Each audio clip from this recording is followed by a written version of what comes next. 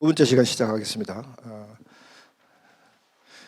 두 번째 시간은 우리 창조 시대를 커버해야 되는데 우리 서러운 부분에 조금 남았던 부분하고 창조 시대를 연관해 시켜가지고 우리 창조 시대를 그렇게 연결해서 강의하도록 하겠습니다. 우선 지성적 읽기, 감성적 읽기, 의지적 읽기를 통해서 성경을 전인격적으로 읽는 것은 우리가 성경을 읽어야 우리의 이제 이 영적 또는 정신적, 심적 자세인데 성경을 실질적으로 읽을 때 우리가 여러분이 갖고 계신 성경 66권 순서대로 읽으면 성경의 큰 틀을 잡아내는데 매우 힘들어요. 그래서 그걸 좀 더 쉽게 빠른 시간 안에 그런 성경의 큰 틀을 잡는 성경 읽게 되기 위해서 우리는 두 가지 방법을 제시합니다. 이 방법들이에요. 줄거리를 따라 읽고 메시지를 따라 읽어야 된다. 성경은 우리가 이따가 관점 공부할 때 우리가 조금 구체적으로 설명해 드리게 될 텐데 성경은 하나의 큰 줄거리를 갖고 있어요. 그게 성경의 큰 틀입니다. 사실상 시작이 있고 끝이 있다는 거죠. 성경이 66권의 성경이 각 책이 각 권대로 시작하고 끝나고 각 권대로 시작 끝나잖아요. 그러니까 이게 그 각 권이 시작하고 끝나는 그런 얘기들이 어떻게 연속이 되는가, 이런 연속을 별도로 우리가 맞춰서 찾아가지 않으면 그 스토리 라인을 맺는데도 힘들고, 또 그렇게 되면 메시지도 각각 떨어져 나오게 되는 거죠. 그래서 우리 성경을 줄거리 따라 읽고 메시지 따라 읽는 그런 두 가지 방법을 동원해서 읽습니다. 그래서 우리는 줄거리는 공부하고 메시지는 묵상하라, 이제 그런 마음의 자세를 가져야 되는데, 이건 누가 이 말을 했냐면요, 아주 유명한 주혜영 목사가 얘기를 했습니다.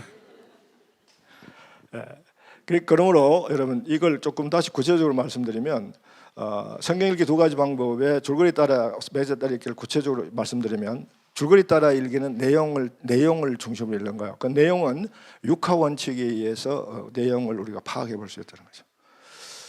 메시지 따라 읽는 것은 그렇게 읽었던 내용을 하나님 중심관의 세계관으로 바꿔내는 거예요. 하나님 중심의 세계관을 따라서 하나님과의 나의 관계를 맺는다. 관계를 맺는다는 말은 하나님 중심으로 내 가치관과 내 생각과 내 사고방식 자체를 바꿔버리는 거예요.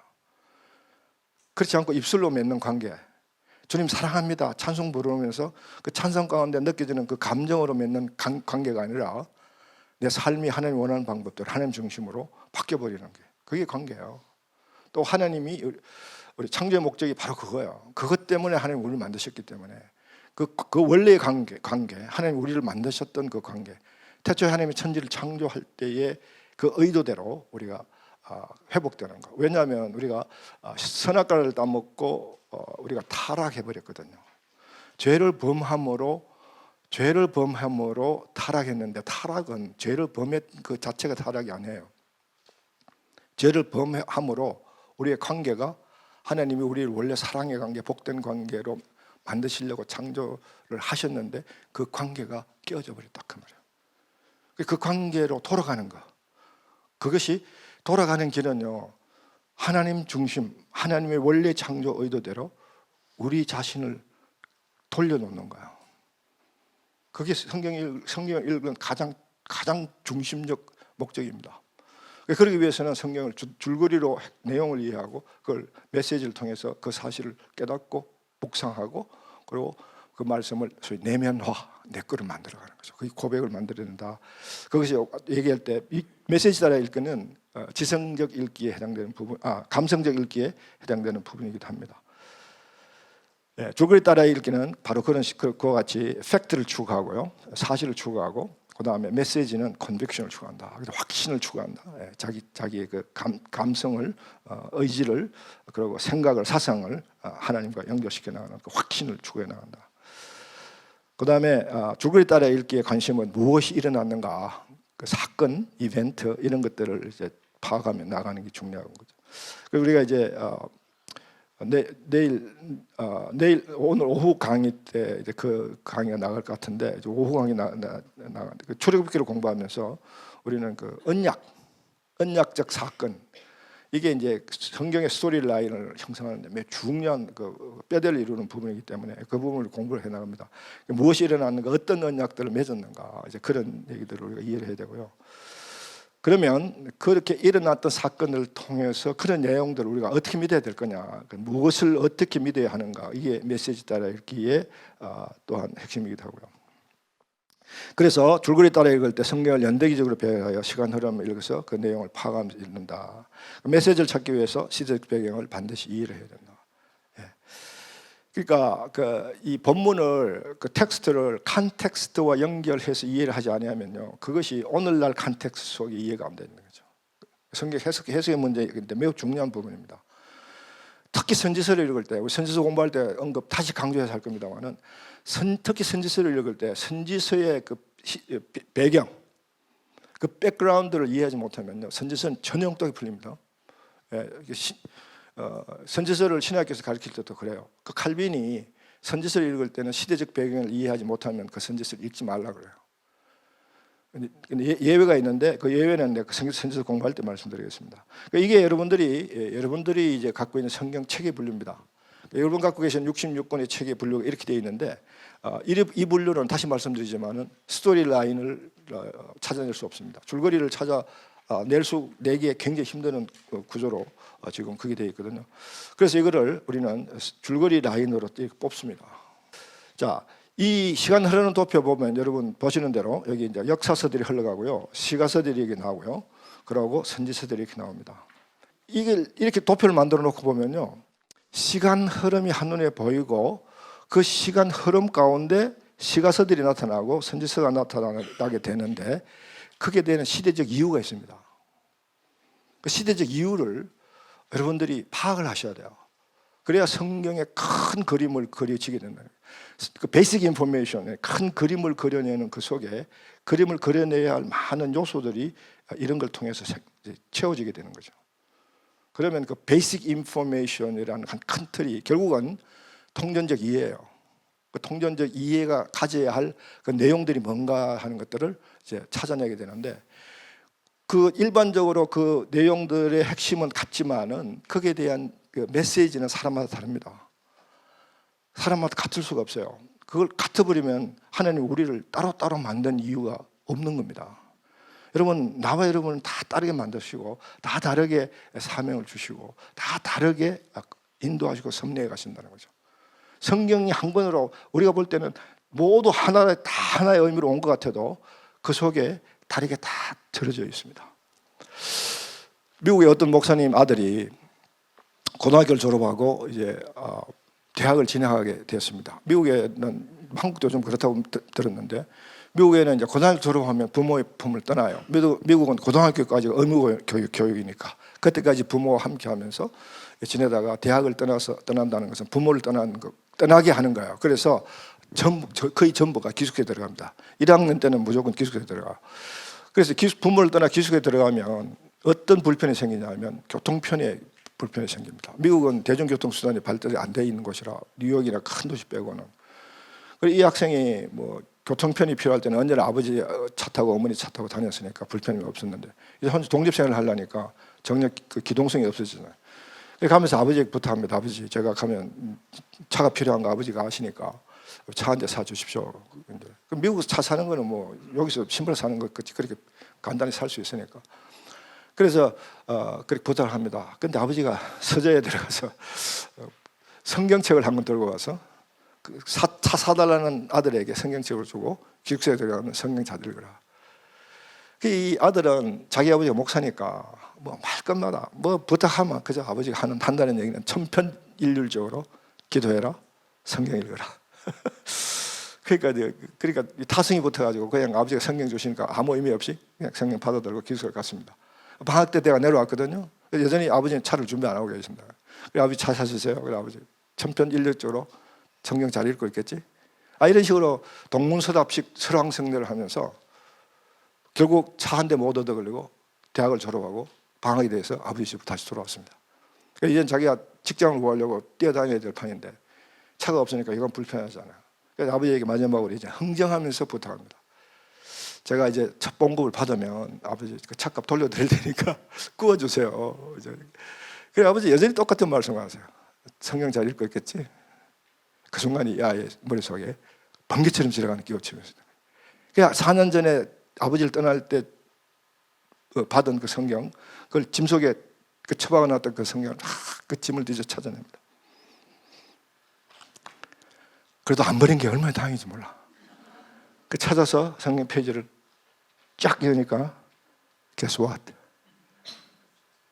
그 속에 차살도 수표가 들어있어요. 여러분 성경 펴보세요. 수표 들으세요? 여러분 웃지 마세요. 성경은 하나님이 여러분 한 사람 한 사람 이렇게 개별적으로 숨겨놓고 심어놓은 수표책입니다. 맞습니까? What is Bible? 성경은 하나님이 우리에게 주신 수표책이다. 맞습니까? 근데 그 수표 액수는 사람마다 다 달라. 여러분의 성경 읽기가 그런 수표 찾기 성경 읽기가 되기를 주님으로 축원합니다. 실제요. 그렇게 많은 사람들이 그렇게 성경을 읽어서 그 수표를 찾아냅니다.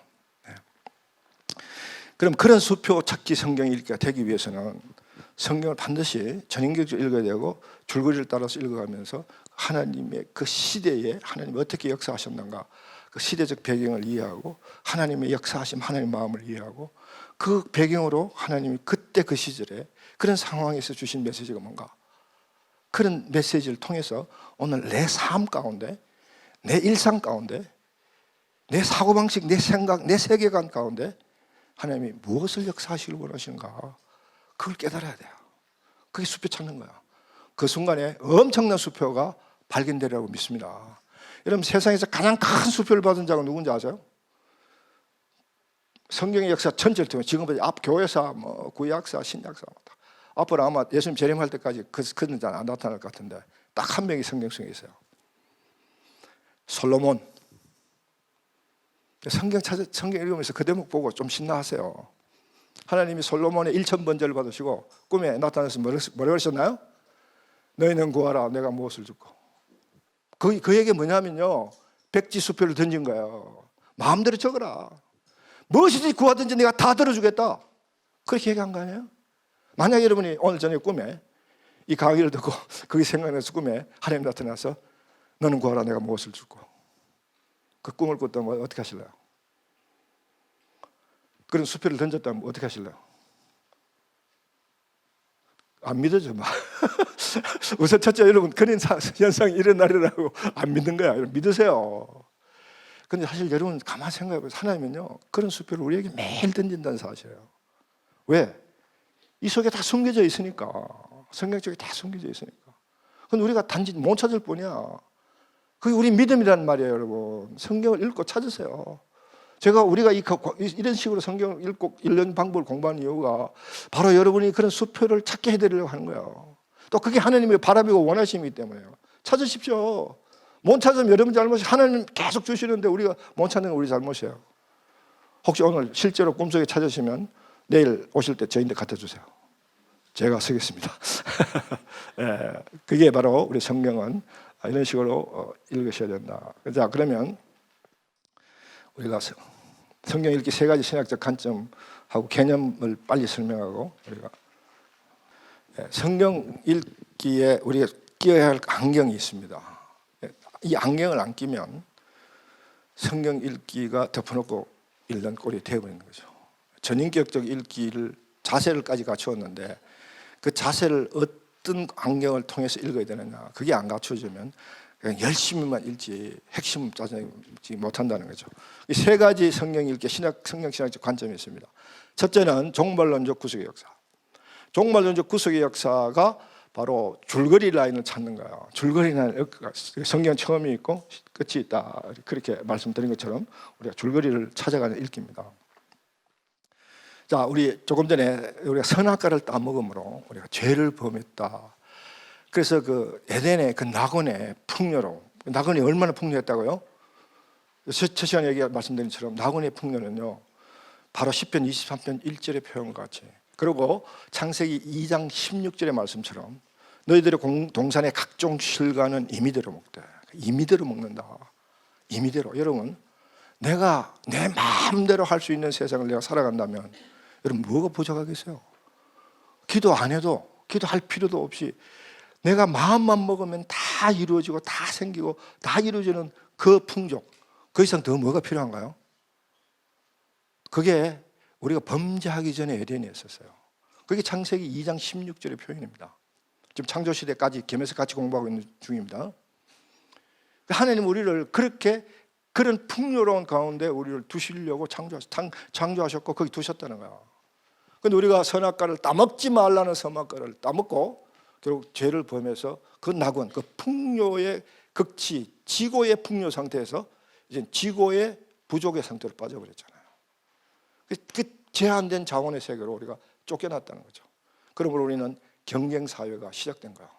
우리는 그 하나님이 우리 자원을 죄로 인해서 타락으로 해서 하나님과의 관계가 끊어짐으로 인해서 풍요로운 자원이 제한된 자원으로 바뀐 거야. 그리고 우리는 그 제한된 자원을 먹으려고 서로 경쟁하지 않으면 확보할 수가 없기 때문에 경쟁 시대로 들어가게 되어버렸다 그 말이에요. 그게 우리의 인간의 죄성 때문에 그랬다는 거죠. 얼마 전에 유엔 통계 보고에 의하니까 세계 인구의 5%가 부자 상위 5%가 전 세계 자원의 70%를 장악하고 있다. 그러니까 나머지 30%의 자원을 95%의 인간이 그걸 나눠 먹으려고 아웅당하고 살아가는 이 세상이다 이 말이에요. 그게 타락이기 때문에 그런 거예요. 여러분 이 지구상에는요 60억 인구의 70%가 60억 지금 거의 70억 인구라고 그러죠. 거의 60%가 하루에 1불 또는 2불로 살아간다. 4인 가족이. 제가 터키에 갔을 때 그 크루즈족이 살아가는 그 모습에 그 사람들이 4인 가족에 2불 가지고 살아가는 거죠. 거기에 선교사들이 선교한 거예요. 이게 왜 그래요? 타락했기 때문에 그런 거죠. 죄를 범함으로. 근데 하나님 그걸 그런 상태를 내버려 두시지 않으시고 다시 풍요로운 그 풍요의 관계로 다시 회복시키려고 하나님이 구속의 역사를 시작했었잖아요. 타락은요 하나님과의 관계가 끊어진 거예요. 죄가 아니에요. 죄 그 자체가 타락이 아니고 그 죄로 인하여 관계가 깨어진 것이 타락입니다. 타락은 관계 파괴예요. 그래서 그 타락에 반대되는 개념은 구속입니다. 구속은 저기 나와 있는 구속은 구원보다는 큰 개념이에요. 여러분 이걸 잘 이해하시면 좋겠어요.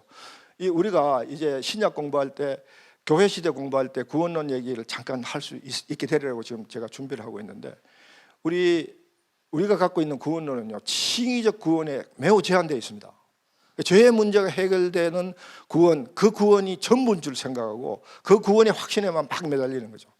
그러다 보니까 구원파가 나오는 거예요. 이 구원에 대한 이해폭이 그래 되면요 구원파가 나와도 속중부책으로 거기 넘어간다는 거죠. 그것만 구원인 줄 아는 거예요. 그렇지 않습니다. 그거는 신약 가서 제가 말씀드릴 텐데 이 구원이라는 개념을 죄의 문제가 해결되는 개념으로만 국한시켜버리면요 우리는 구속의 의미가 풀리지 않습니다. 구속은 바로 타락의 반대 개념이에요. 타락은 관계 파괴고 구속은 관계 회복이에요. 관계 회복을 하나님이 관계 회복하시기를 원하셔서 구속 역사를 시작하실 때 제일 먼저 하신 일이 구원입니다. 왜? 죄가 하나님과 우리의 관계를 끊어버리니까. 그러니까 반드시 구원의 문제가 해결돼야 되죠. 예. 그래서 구속은 이제 그 깨어졌던 관계 회복. 그러니까 관계를 회복하는 이유는요, 바로 하나님이 우리를 처음부터 그렇게 만드셨기 때문에 그래요. 자, 여러분 성경 한번 펴보십시다. 창세기 1장. 매우 중요한 구절입니다. 매우 중요한 구절이기 때문에 제가 이 슬라이드는 못 만들었지만은 여러분하고 꼭 이 족장 창조시대 공부하면서 꼭 반드시 나눠야 할 구절이었고요. 여러분 이게 바로 창조의 원리고 이게 창조의 하나님의 의도이기 때문에 창조시대 공부할 때 다른 건 몰라도 이건 꼭 공부하셔야 합니다. 그래서 여러분 이것이 바로 우리 종말적 구속의 역사는 제1간정과 매우 밀접한 게 연결되어 있기 때문에 꼭 여러분 이해를 하시면 좋겠습니다. 창세기 1장 26절 27절 28절 말씀까지 한 목소리로 같이 읽겠습니다. 시작. 하나님이 이르시되 우리의 형상을 따라 우리의 모양대로 우리가 사람을 만들고 그들로 바다의 물고기와 하늘의 새와 가축과 온 땅과 땅에 기는 모든 것들을 다스리게 하자 하시고 하나님이 자기의 형상 곧 하나님의 형상대로 사람을 창조하시되 남자와 여자를 창조하시고 하나님이 그들에게 복을 주시며 하나님이 그들에게 이르시되 생육하고 번성하여 땅에 충만하라 땅을 정복하라 하나님의 하늘의 물고기와 하늘의 새와 땅에 움직이는 모든 생물을 다스리게 하시니라. 아멘. 예. 자, 여러분, 우리가 흔히 이 구절을 cultural mandate, 문화 명령이라고 합니다. 바로 창조의 원리고 창조의 명령이에요. 신학적으로 매우 중요한 부분이고 모든 성경 원리의 출발점입니다. 근데 이 부분을 우리가 정확하게 이해를 못하면 성경을 푸는 실마리를 놓쳐버리는 꼴이 되어버려요. 그러니까 엉뚱하게 성경을 많이 풀어버리죠. 우리가 한국의 설교도 그렇고 우리가 성경을 공부할 때도 그렇고 여러분이 개인적으로 성경을 읽을 때도 제가 첫 시간에 말씀드린 것처럼 귀를 절극해 하는 이 자의적인 문제, 이게 결국은 우리가 조금 더 설명할 자기중심성 문제와 연결이 되어서 이게 매우 우리를 바다합니다. 매우 우리를 고통으로 끌고 가는 문제예요. 그래서 성경의 실마리 또는 창조의 원리 이런 것들을 제대로 잘 이해하는 게 매우 중요합니다. 성경에 많은 컨텐츠, 많은 내용, 지식적인 것도 많이 알아야 되겠지만 지금 이 과정을 통해서 이 짧은 시간에 제가 그런 걸 많이 전수해주고 전달해주고 가르쳐줄 시간이 없지만은 그러나 많은 원론적이고 많은 메시지적인 얘기는 많이 던져주고 가고 싶습니다. 여러분 많이 도전을 받으시길 바랍니다. 자, 이게 이 구절이 창세기 1장에서 우리가 그 성경이 쓰여지는 순서로 보면 지금 어느 시점에 이걸 쓰고 있나요? 네, 어느 시점에 쓰였냐 하면 하나님이 6일째 짐승을 아침에 짐승을 창조하시고 그다음에 사람을 창조해야 할 시점이 왔잖아요. 그래서 이제 사람을 창조하는 그 과정을 설명하기 위해서 이 구절을 적었는데 1장의 문제를 문자적 그 성경이 쓰여진 순서로 얘기하면 이렇게 해석할 수가 있어요. 하나님이 짐승을 지으시고 갑자기 뭔가 하나 빠졌다. 이 짐승까지 창조 계획이 아닌데 뭐가 하나 빠진 것 같은데 뭐가 빠졌지? 그리고 회의 소집, 그러니까 우리라는 그 범위의 존재들이 모여서 지금 회의를 하는 거죠. 회의를 해서 그 결론을 내린 거야. 그래서 사람을 만들자. 그런데 우리의 형상대로 만들자. 그렇게 된 회의록입니다. 그렇죠? 그렇게 해석되어질 수 있나요? 그렇게 해석하면, 그렇게 해석해버리면 여러분은 별 볼 일 없는 존재야. 하나님 우연히 그냥 뭔가 그래가 우연히 그냥 지나가는 생각길에 그냥 오발탄으로 별 의미 없이 이 우주 천지 온 피조를 만들었는데 야 우리가 저걸 다스리니까 귀찮다. 그래서 다스릴 대리인 하나 만들어가 다스리게. 그런데 그래도 좀 모양새는 갖춰줘야 되지 않냐. 그래서 우리 형상대로 만들고 하자. 이렇게 해석하면 큰일 납니다. 그렇게 해석한 자가 없으리라고 생각되지만은 그렇게 해석해버리면요 우리의 자존감이 없어져 버려요. 또 우리가 자존감을 만들기 위해서 억지로 다르게 해석하자 그건 아닌데 여기에 이 해석을 하는데 매우 중요한 성경적 추리력을 동원하셔야 되는데 자 지금 하나님이 천지를 창조하신 때가 언제예요? 1장 1절에 태초에 하나님이 천지를 창조하시느라 그래서 천지를 창조했잖아요. 그런데 성경에 보면 또 태초라는 단어가 또 한 군데 더 나오죠. 어디 나오나요? 요한복음 1장 1절에 태초에 말씀이 계시니라. 이 두 태초가 같은 태초인가요? 제가 아니라는 걸 깔고 질문한 거예요. 그렇죠? 아니잖아요. 아니에요. 이 두 태초 중에 우리는 태초라는 단어를 우리말로는 그렇게 발음할 수 있는 단어밖에 없어서 했는데 사실 성경 원어적으로 접근하면요, 이 창세기 1장 1절 태초는 히브리 말로 레시트, 베레시트 바라 엘로힘, 태초에 하나님이 천지를 이렇게 쭉 나가는 건데 이제 아르케, 요한복음 1장 1절은 아르케예요. 아르케 헬라거든요. 아르케와 히브리어 레시트는 전혀 다른 개념의 태초예요. 그러니까 이 창세기 1장 1절에 배는 전치사니까 레시트라는 태초는요 창세기 3절에 1장 3절에 빛이 있으라 그 순간이에요. 빛이 그러니까 아무것도 빛과 시간과 공간 아무것도 없는 그런 상태에서 하나님이 천지를 창조하시려고 창조 작업을 시작하시면서 제일 먼저 하신 게 빛을 창조하셨잖아. 빛이 있으라 그 말씀을 했으니까 말씀의 피어리드가 딱 찍혀지는 그 시점이 태초예요. 소위 시간과 공간이 시작되는 가장 첫점이에요. 근데 요한복음의 태초는요 이미 그 전이에요. 그러니까 하나님 천지를 창조하기 전에 그 태초. 그 아르케라는 단어는 헬라에서 철학적 용어인데 이 시간을 나타내는 단어는 아니라고 그래요. 근데 그 여러 가지 의미 중에 그 한 가지 의미가 더 이상 쪼갤 수 없는 근원.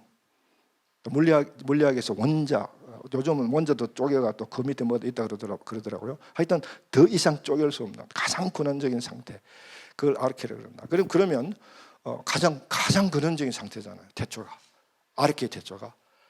그때 여러분, 그때 이 회의를 했다 그 말이에요. 상상이 됩니까? 하나님이 우리를 창조하시려고 이미 빛이 있으라 그러시기 전에 이 회의록을 만드셨다는 거예요. 그때 누가 우리의 범위가 뭐냐 그럼 이 부분은 조금 성경 공부하듯이 합시다. 매우 중요하기 때문에. 그때 그 우리에 해당되는 범위는 누구냐? 근데 많은 분들이 삼위일체 개념이 여기서부터 시작한다. 엘로힘이라는 것은 복수적 개념을 갖는 단수.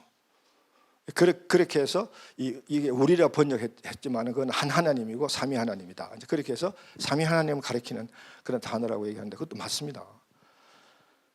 근데 그것도 어차피 추정하는 거잖아요. 성경이 그렇게 딱 문서적으로 딱 못 바꿔서 균형한 건 아니잖아요. 이왕 그렇게 추정할 바에는 좀 더 통 크게, 우리는 통근통독이니까 좀 통 크게 추정하자. 그래서 그 우리란 범위 속에 영계의 모든 영적 존재가 다 참석했다. 그러니까 천사. 여러분 천사론을 공부해 보면요, 천사도 계급이 있어요. 그때 그 모든 천사, 영적 존재가 거기 다 참석해서리라고 믿습니다. 근데 한 가지 더 이왕 통 크게 추정할 바에 한 가지만 더 추정하자. 그때 이미 천상의 영계에서는 이미 그 천사 중에 한 천사장이 하나님과의 그 관계 속에서 타락해서 사탄이 됐다고 보는 거죠. 지금 시간이 없어서 사탄의 기원에 대한 강의는 이렇게 생각합니다. 어쨌든 그때 사탄이 생겼다고 보는 거죠. 그때 사탄은 그 회의에 참석할 자격은 없었지만은 그걸 엿들을 수는 있었다는 거죠. 여러분, 이런 개념이 성경적으로 충분히 추정 가능한 것이, 여러분이 성경을 읽으면 그렇게 통달할 수 있어요. 그 통달할 수 있어야 돼요. 그래서 이런 개념을 추정하기 위해서 우리가 뭘 생각해야 되냐면 욥기를 생각합니다. 욥기 1장에 사탄이라는 존재가 하나님 앞에 나타나요. 하나님하고 사탄은 전혀 관계할 수 없는 것 같아도 나타나잖아요. 그런데 이름이 사탄으로부터, 왜 사탄을 붙느냐면 욥기는 아브라함 시대에 우스 지방에 있었던 실제의 상황인데 그 문화를 보니까 아브라함 시대의 문화와 같다고 성경학자들이 분석해서 욥기는 아브라함 시대에 쓰여진 책이지만 사실제로 그 욥기가 문서화되고 정경이라 그럴까, 성경화 될 수 있는 계기를 만든 쓰게 된 문서화된 것은 포로 시대에 가서 됩니다. 그 얘기는 우리가 그때 가서 얘기하더라고요. 그러니까 욥기를 보면 사탄이 하나님 앞에 등장하는 상황이 옵니다. 그러면 이때 이 영계 시대에 이 천상의 회의에 사탄이 끼어들었다고 완전히 해석할 수 있죠. 그렇게 보는 것이 좋습니다. 왜냐하면 우리가 이제 타락할 때 갑자기 뱀이 등장하잖아요. 그 뱀이 왜 끼어들어가지고 왜 하나님과 인간의 사이를 이간질하려고 그러냐? 그 해석이 잘 안 돼. 그러니까 여러분 이렇게 해석을 해놓으면 뱀은요 어떻게 뱀이 사탄이 되냐면 하나님의 자리에 자기 자리를 올려다가, 그게 이사야서 14장 12절 이하의 말씀인데, 자기 자리를 올려 북극성 높은 지표에 내 보좌를 올리라 라는 그런 교만 때문에 하나님의 그 진노를 쏴서 천사가 타락했기에 사탄이다. 그러니까 그때부터 사탄은 하나님이 좋아하는 것은 다 깽판치자. 그게 사탄의 주 목적이에요. 그래서 사탄은요, 사탄의 다른 이름은 하나님의 대적자입니다. 하나님이 하는 일은 모든 걸 다 깽판쳐야 되는데, 하나님이 우리 인간을 창조하시고 어땠다고요? 창세기에 보니까 지금 우리 서론 얘기하고 창세기하고 지금 합쳐서 얘기하는 거예요. 창조시대하고 보니까 하나님이 너무 기뻐하시니까 사탄은 하나님 기뻐하는 거는 도저히 못 참으니까 깽판 치자고 들어온 게 선악과 사건입니다. 그러니까 하나님이 선악과를 두신 이유도 이해가 가죠? 사탄이 하나님이 인간을 만드시고 좋아하실 걸 아시니까, 사탄이 깽판 칠 거라 하나님 충분히 아시니까 그걸 보호해 주시려고 선악과 나무를 만드신 거 아니에요. 우리를 유혹하려고 만든 거 아니에요, 여러분. 주일학교 가면 그런 질문 많이 해죠. 하나님 왜 선악과를 만들어가지고 왜 아담과 이브가 그거 보고 유혹을 받아서 죄짓게 하셨냐? 주일 학생들 그런 질문 많이 하잖아요. 그것도 똑똑한 주일 학생만 그렇지만은. 예. 그런데 사실은 우리가 성숙된 거기에 대한 답변은요. 선악과는 바로 영계에서 일어났던 이 상황으로부터 사탄의 방해를 차단하려고 하는 하나님 사랑입니다. 왜냐하면요, 하나님 우리를 지으시려고 했던 이 기록, 이 지금 읽었던 이 창세기 이거는요, 복을 주시오 28절에 그렇죠? 예, 하나님 그들에게 복을 주시며 우리를 만드신 이유가 복 주시려고 만드는 거죠. 요한 1서 4장 8절에 하나님은 사랑이시라 그랬다. 사랑은 그 사랑을 나눌 대상이 필요해요. 하나님은 인격적 속성도 가지신 분이기 때문에 하나님은, 그래서 우리는 하나님의 속성을 공부할 때 하나님은 인격을 갖추신 분이라고 배웠습니다. 사랑이시고 공의로우시고 자비로우시고 질투하시고. 그렇기 때문에 하나님은 당신의 그 사랑을 나눌 대상이 필요했던 거고, 그래서 우리를 만드신 거예요. 그래서 우리를 사랑의 관계로 맞으시고 복을 주어서 그렇게 만들어진 존재, 이 존재가 살아가야 할 곳이 바로 에덴이다. 에덴은 그렇게 풍요롭게 만들었다. 여러분은 그렇게 만드신 존재예요. 그렇기 때문에 처음에 태초에 하나님이 여러분을 만든 목적과 의도가 그런 관계 때문에 만들어졌기 때문에 그 관계가 깨졌을 때 하나님이 얼마나 안타까워했겠느냐고요. 그 관계를 깨고 나갈 때 그 인간이 관계를 깨진 그 자기중심성을 보면서 하나님이 얼마나 안타까워했겠느냐고요. 그래서 하나님이 내가 너를 다시 이 풍요의 세계로 돌려놓겠다. 쫓아내고 끝난 게 아니라 그 관계를 다시 회복시키겠다. 구속의 역사를 시작한 거예요. 그게 창세기 3장 16절입니다. 창세기 3장 15절입니다. 예, 15절의 핵심 내용은 그 뱀, 너희를 유혹한 그 뱀, 사탄, 그 사탄의 머리를 밟을 여인의 후손을 보내겠다. 그래서 내가 기어코 너를 다시 에덴의 풍요 가운데로 다시 돌려놓겠다. 끊어진 관계를 회복하겠다. 그래서 내가 너 삶 가운데 주인이 되고 내가 주권자임을 내가 다시 회복하겠다. 그 얘기 아니에요? 결국 그 얘기 아닙니까? 그렇죠? 그런데 그 뱀의 머리를 밟을 여인의 후손이 언제 왔나요? 여러분 그걸 성경을 통전적으로 이해해야 돼요. 그걸 줄거리 가운데 통전적으로 이해를 해야 되는데 그게 언제 왔냐고. 이러면 다 아는데 생각이 안 나. 연결이 안 되니까. 예수님의 초림이잖아요. 그게 십자가잖아요. 뱀의 머리를 십자가로 밟았잖아요. 처음으로. 그렇죠? 하나님 나라가 회복된 거예요. 그런데 그 하나님 나라 회복은 그럼 언제 완성되느냐? 예수님이 재림하셔서 창세기 계시록 20장 19장에서 미가엘의 공룡에서 미가엘 이제 영적 전쟁의 큰 클라이막스를 거쳐서 예수님이 사탄을 마지막으로 제압하는 백마탄 예수님이 재림하신다. 그리고 이어서 나오는 것이 사탄이 결박당해요. 그리고 바로 나오는 것이 새하늘과 새 땅입니다. 그게 성경 얘기예요. 그 새하늘과 새 땅이 결국 하나님이 원래 우리를 두시려고 했던 그 가장 풍요로웠던 그 에덴으로 돌려놓으신 하나님의 구속의 역사가 완성되는 게 새하늘과 새 땅입니다. 그게 성경 전체 얘기예요. 성경 다 그려졌나요? 그것만 그려지면 여러분 아주 중요한 그림을 그리신 거예요. 그거 그려내는 것이 여러분 스스로 성경을 이빨 안 물고 덮어놓고 100번 읽어도 안 그려집니다. 그런데 오늘 지금 우리 몇 분 만에 다 그려졌잖아요. 대박입니다. 땡 잡았잖아요. 잘 오셨어요. 그래서 성경의 얘기는 하나님의 종말론적 구속의 역사다. 종말, 그 구속, 회복 역사인데 그 회복 역사가 최종적으로는 언제 완성이 되느냐? 종말에 완성이 됩니다. 그래서 종말론적 구속의 역사다.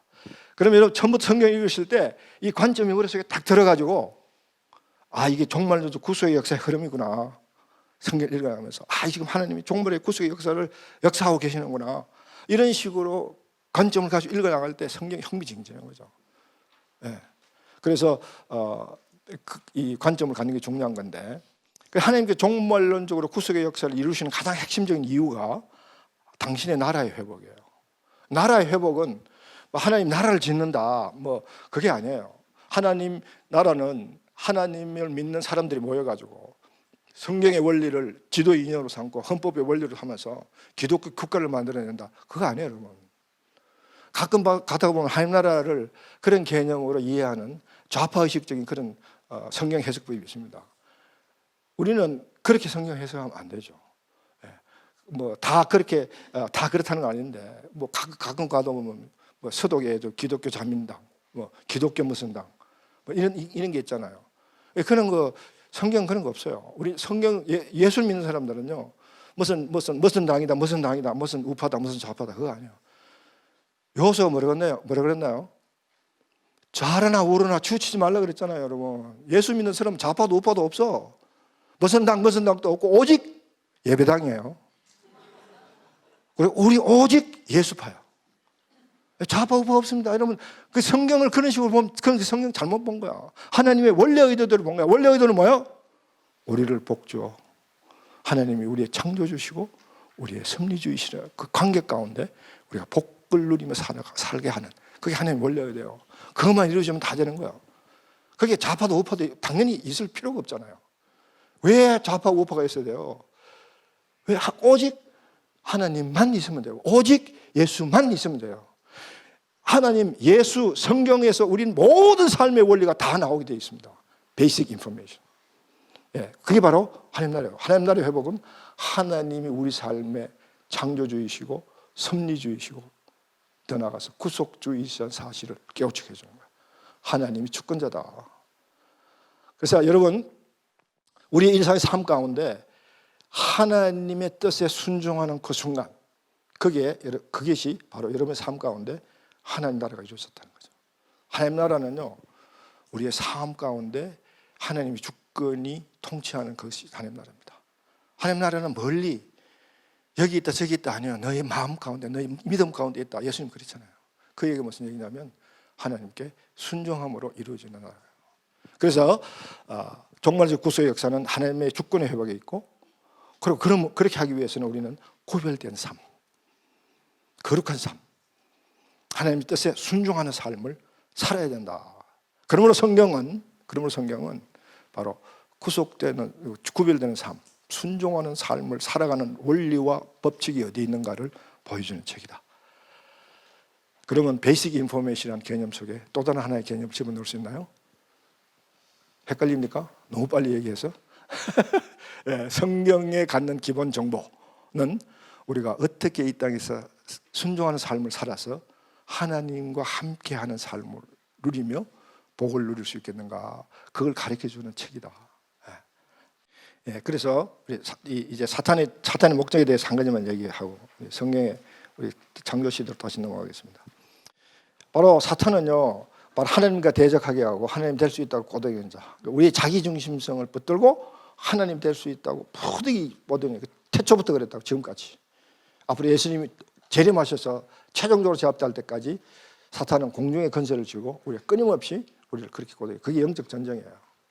사탄이 그런 일을 한다는 사실을 아셔야 돼요.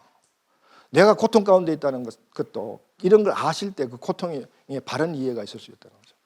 끊임없이 사탄이 하나님과의 관계를 깨어버려요. 하나님은 우리에게 끊임없이 복된 사랑의 관계를 회복하려고 그 싸움이 공중에서 영적 전쟁으로 시험대로 일어나 있고 거기서 우리는 어느 편에 설 거냐 줄을 어디에 설 거냐가 우리의 믿음입니다. 줄 잘 서야 돼요 여러분. 사탄 편에 우리가 알게 모르게 설 수 있다는 사실.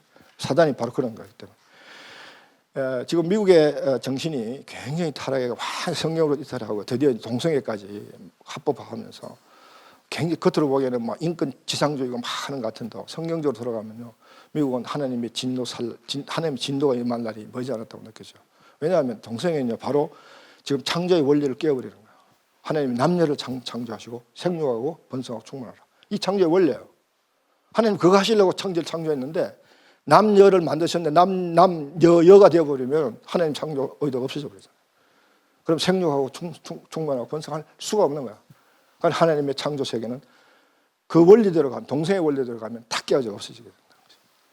그게 한국은 청정지역이 아니라고 봅니다. 한국도 머지않아 한국 사회도 이제 소위 그런 인권 운동이 그게 멋있어 보이니까 사탄은 그런 걸 멋있게 보이게 하는 게 사탄의 꼬드김에 들어가 있는 거죠. 이제 조금 더 금방 얘기하지만 그게 자기중심성을 물고 늘어지는 사탄의 전략입니다. 그래서 미국이 그렇게까지 간 그 밑바탕에는 뉴에이지 무브먼트, 뉴에이지라는 그 무브먼트가 미국 정신을 좀먹는 일을 했다고 저는 그렇게 분석합니다. 근데 이 뉴에이지 여러분 뉴에이지에 대한 얘기는 많이 들어서 아실 텐데 설명은 제가 생략하겠습니다. 왜 이 무브먼트라는 말을 붙였냐면 종교라는 모습을 사실 이게 또 다른 종교인데 또 다른 이단성을 갖는 종교인데 이 종교라는 것으로 가면 이 시스템이 서기 때문에 구별이 돼요. 우리가 이단 그러면 이단 구별되니까 우리가 일단은 나중에 넘어갈 때 넘어가더라도 일단은 저항하잖아요. 저항할 수 있다고 잘못된 거니까. 근데 무브먼트로 들어오면 저항할 수 있는 기회가 없어져 버려요. 운동이라는 그 갖는 파워인데 요거는 절묘하게 사탄이 뉴에이지 무브먼트를 만들어가지고 엄청나게 일반 삶 속에 스며드는 거예요. 그래서 그게 우리 기독교에도 많이 들어왔습니다. 특히 복음서예요. 굉장히 조심해야 하는 사실은요. 복음서의 가락 속에 뉴에이지 가락들이 많이 들어와 있어요. 저는 음악 신학을 공부한 사람이기 때문에 그게 보여요. 그래서 교회에서도 제가 성경을 가르치는 교사로 있어서 그런 얘기를 하면 안 믿어요. 그 노래는 부르지 마. 근데 그게요, 우리가 알게 모르게 우리의 생각을 좀 먹어요. 그게 갖는 음악의 파워입니다. 음악 선율이 갖는 파워가 심리적으로 굉장히 민감합니다, 사실은요. 그 음악 심리학이라는 게 또 있어요. 우리가 특히 교회 음악 하시는 분들은 그런 부분이 굉장히 민감하고 예민해야 돼요. 덮어놓고 감흥이 온다고 부르면 아니야. 뉴에이지 무브먼트의 그 선율을 들으면 뭐 감흥 엄청나게 옵니다. 그 명상 종교니까. 명상을 파워로 삼으니까. 그래서 명상을 하다 보면 그 명상 가운데 내가 하나님이 된다 가리키는 결론이 끝에 도달하는 것은 너가 하나님이다. 그게 어디서 오느냐면 힌두교의 그 버마 일례라는 사상부터 오는 거죠. 버마 일례. 그 얘기 뭐냐면 범과 아가 하나가 된다는 거죠. 힌두교의 신성과 아트만의 인성이 명상 과정을 통해서 하나가 되어버린다. 바로 이게 사탄이 동산에서 하와에게 한 얘기예요. 오늘 우리에게도 똑같은 방법으로 침투하고 있다는 사실. 이걸 여러분 이런 문제의식을 깨우치고 알아야 돼요. 그럼 이걸 어떻게 우리가 극복하고 이길 거냐? 딱 한 가지 방법밖에 없다는 거예요. 말씀을 읽는 거. 말씀을 안 읽고 내 생각으로 내가 내 판단으로 내 방법으로 하면 백전백패입니다. 그러니까 우리가 알게 모르게 다 넘어가요. 2단에도 넘어가고 3단에도 넘어가고. 여러분 제가 가끔 이 강의를 하다 보면 2단 구별법에 대해서도 좀 강의해서 공부를 해주세요. 교회에서. 그래서 교회에서 사역할 때는 그걸 하려고 10주 과정을 했습니다. 그래서 내가 공부를 하면서 얼마나 내가 헷갈리는지 몰라. 공부를 해도 뭐가 뭔지 모르겠고. 그래서 내가 바로 가르쳤는지 뭐 거기에 대해서 자신이 없는데 하다가 한 가지 깨달은 사실이 있어요. 미국의 뱅크 오브 아메리카라는 아주 큰 은행이 있는데 그 은행 위조 지폐 감식단 그 단원 훈련할 때 딱 한 가지 방법만 쓴대요. 진짜 지폐만 보여주는 거야. 그 진짜 지폐만 딱 삭삭 알도록 그 진짜 지폐는 어디가 뭐 있고 어디가 뭐가 있고 어떤 모양이고 어떤 색깔이고 다 그것만. 그러니까 그 진짜 지폐만 보고 머릿속에 딱 그게 세뇌가 되어 있는데 가짜가 같다고 하면 금방 드러나나요? 안 드러나나요? 금방 가짜가 드러나잖아. 여러분 2단을 구별하고 이기는 법은 딱 한 가지예요. 진짜를 진짜로 정확하게 알면 돼. 그 진짜가 어디 있나요? 왜? 성경 속에 있잖아요. 성경을 안 읽고 성경을 안 읽으면서 진짜를 찾는 그 사람처럼 어리석은 사람은 없다는 거예요, 여러분. 그럼 이제는 성경 왜 읽어야 되는지 점점 구체화되어 가기 시작합니까? 그게 중요하다는 거예요. 자, 바른 성경 신학 관점 3가지 다시 정리해 보면 종말론적 구속의 역사, 하나님 나라의 회복, 구별된 삶. 자, 그러면 우리가 구별된 삶, 성경이 그렇게 함으로써 하나님과 함께해서 하나님이 관계가 회복되고 그래서 하나님 주권이 회복되고 그리고 구속이 되는데 그와 같은 삶을 어떻게 살아갈 수 있느냐 그럼 그게 바로 성경이 던지는 핵심 메시지입니다. 그게 바로 기본 정보예요. 그럼 그 3가지 관점이 뭐냐 하면 신위, 인위, 자기중심성. 신위, 인위, 자기중심성이란 말은 신위란 말은 우리가 흔히 쓰는 단어를 쓰면 신본주의예요. 인위라는 단어도 같은 거예요. 인본주의예요. 그 자기중심은 그냥 자기중심성. 근데 신위란 말을 신본주의를 그래 보면 너무 흔히 빠졌잖아.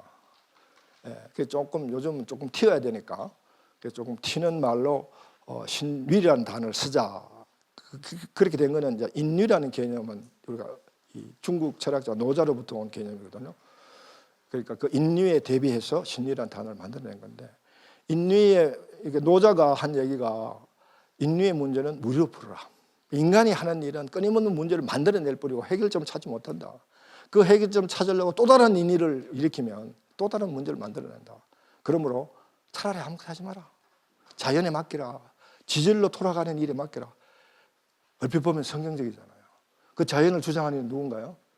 이 우주 만물을 컨트롤하고 있는 이는 누군가요? 예, 요한은 요한복음에서 그걸 로고스다 그래서 로고스다. 헬라 세계는 그걸 로고스라고 한 거죠. 그러면서 그 로고스로 가는 개념을 도입해서 그게 예수다. 그래서 헬라인들에게 예수가 이 우주를 만물을 주장하는 신이다라고 가르쳤던 것처럼 이 우주 만물에 끊임없이 유동하는 이 상황, 이 모든 것들을 주장하고 있는 이는 마땅히 성경적으로는 창조주 하나님이죠. 왜? 창조주시니까. 그러니까 이 노자가 성경을 그때 알았을 리가 없지만은 노자 얘기 가운데 하나님이 그런 지혜를 숨겨두신 것 같아요. 무의로 돌아가라. 그 무의 사상이 중국의 정치 사상에서 다른 의미로 많이 쓰여지겠지만은 저는 이렇게 부르겠다. 그 무의가 바로 하나님이 주장하십니다. 하나님이 주장. 다시 말하면 하나님 행하시는 거다. 신위. 그래서 신위는 하나님 행하십니다. 하나님이 주도권을 쥐고 행하시는 거야. 인위는 인간이 행하는 거야. 그 인간이 행한 그 한가운데 뭐가 있냐면 자기중심성이다. 자, 성경의 얘기는요, 성경의 얘기의 핵심 메시지는요, 신위와 인위의 충돌이에요. 순종은, 한마디로 말씀드리면 순종은 인위를 신위 앞에 내려놓는 거예요. 하나님의 행하심에 하나님, 인간의 자기중심성을 내려놓는 거예요. 자기중심성 내려놓기만큼 중요한 거 없습니다. 바울이 고린도 교회에 얘기했잖아요. 나는 날마다 죽노라. 바울이 날마다 그 죽음. 바울은 뭐 목숨이 수억만 개가 있어서 매일 이렇게 죽이나요? 오늘은 목숨 1 죽이고 내일은 목숨 2 죽이고. 그렇죠. 그거 아니잖아요. 그렇죠? 바울이 날마다 죽으면요, 자기중심성을 내려놓는 거예요. 성경의 모든 하나님과의 관계 문제는요, 성경의 인물을 통해서 볼 수 있는 것도 자기중심성 때문에. 그 자기중심성의 극치를 가졌던 족장이 야곱이잖아요. 이제 우리가 성경 얘기를 해가면서 신인이라는 개념을 도입해가면서 제가 계속해서 이 관점과 개념을 가지고 설명해드릴 때 그때 다시 우리가 리피트하겠지만은 결국은 성경이 하나님과 우리 함께 할 수 있는 길은요, 그래서 우리가 하나님 주시는 복된 관계를 회복하고 그 복을 누리는 길은요, 자기중심성 내려놓기야. 인위를 하나님 행하신 신위에 내려놓는 거야. 하나님 방법대로 하는 거예요. 다시 말하면. 예, 요 얘기만 하고 우리 강의를 하겠는데, 인간이 범죄하고 창세기에 보면 죄를 지어가지고 보니까 어떻게 돼요? 수치심이 생겼잖아요. 그 수치심 가운데 그 수치심을 해결하려고 또 다른 인위를 만들어내잖아요. 그게 무화과 잎으로 옷을 해입은 거예요. 하나님 그걸 보시고 칭찬하고 기뻐하신 게 아니라 그 무화과 옷을 벗기고 가죽 옷을 해입었다.